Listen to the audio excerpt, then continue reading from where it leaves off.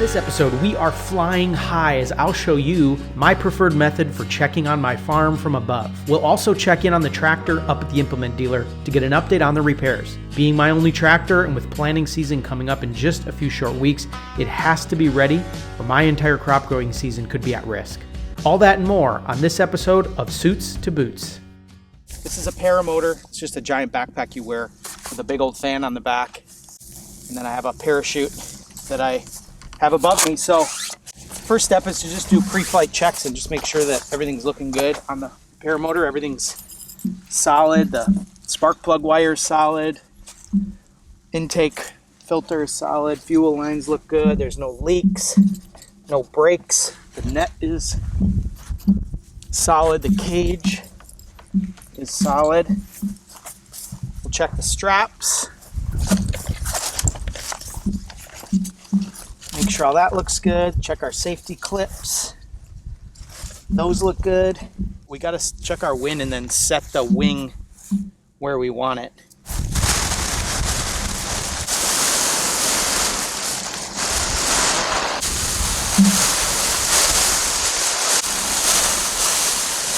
We'll be all right.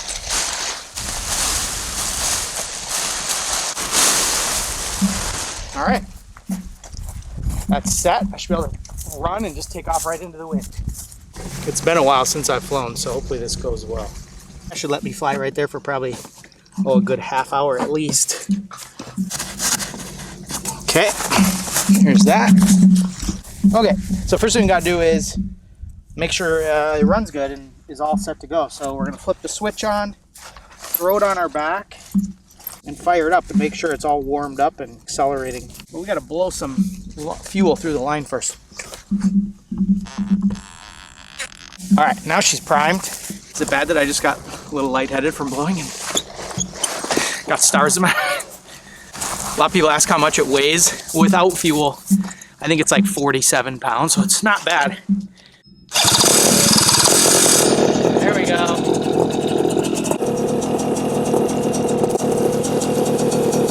Gotta get all the straps on.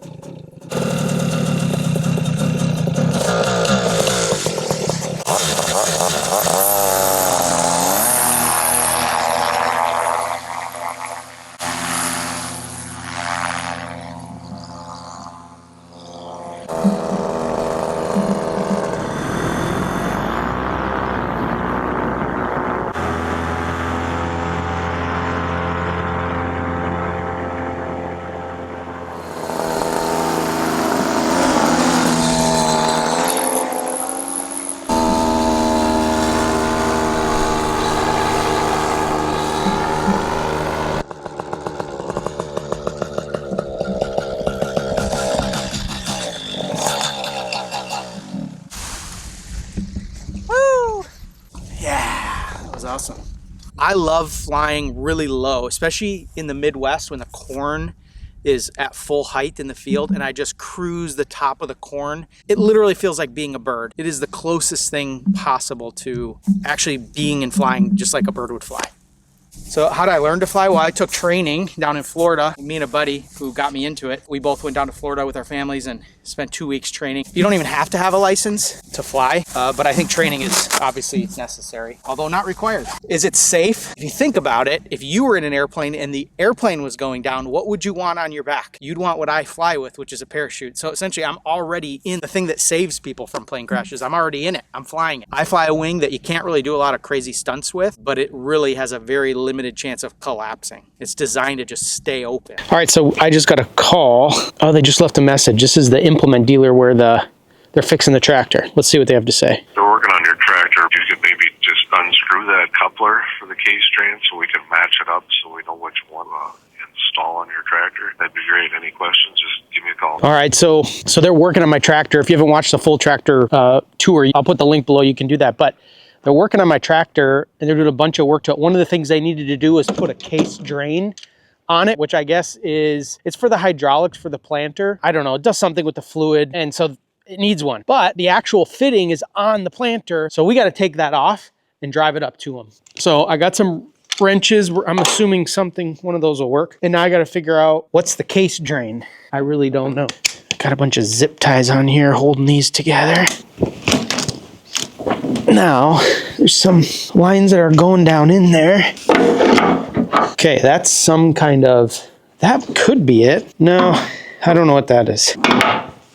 Those are some other lines. It says mark press, so that must be for the pressure. So we got a pressure and a return. We got C press, so that's something else. Let's see, there's two more. We got another one says something return, and then I'm thinking this. Okay, yeah, so fan motor case drain line. The hose must be connected during fan operation or fan motor failure will result. So I guess what we need to take them is this fitting right here. So I think I'm gonna need to take this off. I hope that's what they wanted me to do. Let's see how tight this is gonna be.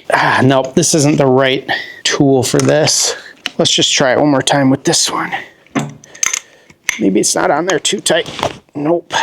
Okay, we need to go get a different wrench for this back in the garage. It's that size right there. All right, let's go back.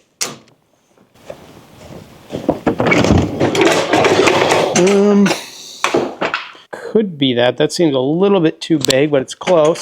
Man, it could be that one right there. Try a 22 and a 7/8. I don't know which one it's going to be, but let's go give it a shot. Whew, it is still cold out here. Let's see what we got. See if either of these fit.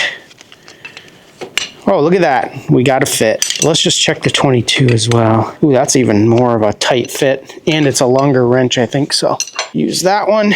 And then this big guy on the big one. I'm a little nervous if I take this off, all the fluid's gonna leak out, but I don't know if I have a choice. Righty tighty, lefty loosey.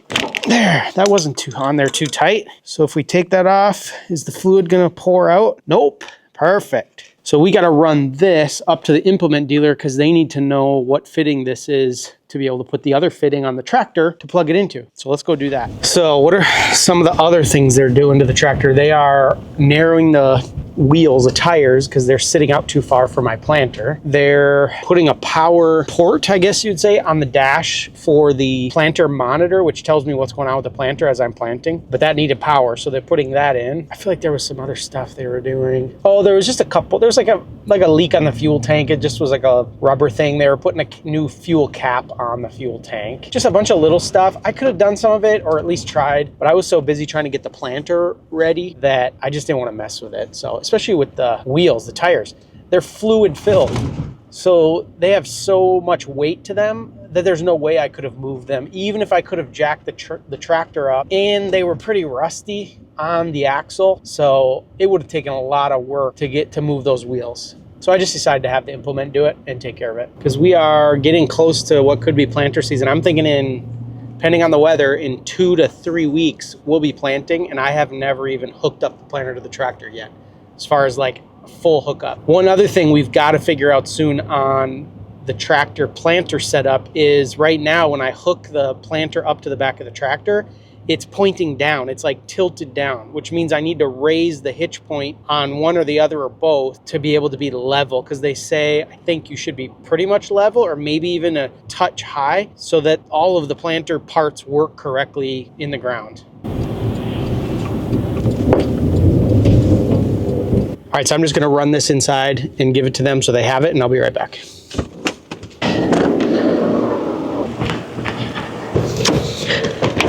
The tractor's sitting outside, so let's just go check it out. There it is.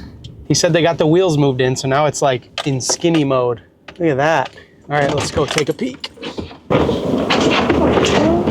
They moved the wheels in quite a bit. They used to be sitting out here, so it's in a good, I don't know, what is that, 4 or 5 inches? And they had to do the front too, and they put all new ball joints on because those were all loose, so the front steering was just so loose, where now it's gonna be ready to go, so that's cool. Same with on this side. It's got an all new ball joint, and then I think this joint is either new or they tightened it up somehow. And they greased everything too, so that's awesome. It's all ready to go, and they moved this in. And then, oh, look at that. They mounted my monitor for me. Sweet. Let's go check that out. So they mounted this thing. They didn't use the mount I had. I bought this one thinking I would figure it out, but they must have had one and they put it on. That's so awesome. And they even ran it with zip ties and cables all the way down. And now the connections are in the back. We got a power port. So we're gonna be ready for planting when the time comes. That's so cool. I was a little bit overwhelmed by trying to figure all this stuff out in the short amount of time that I had before planting.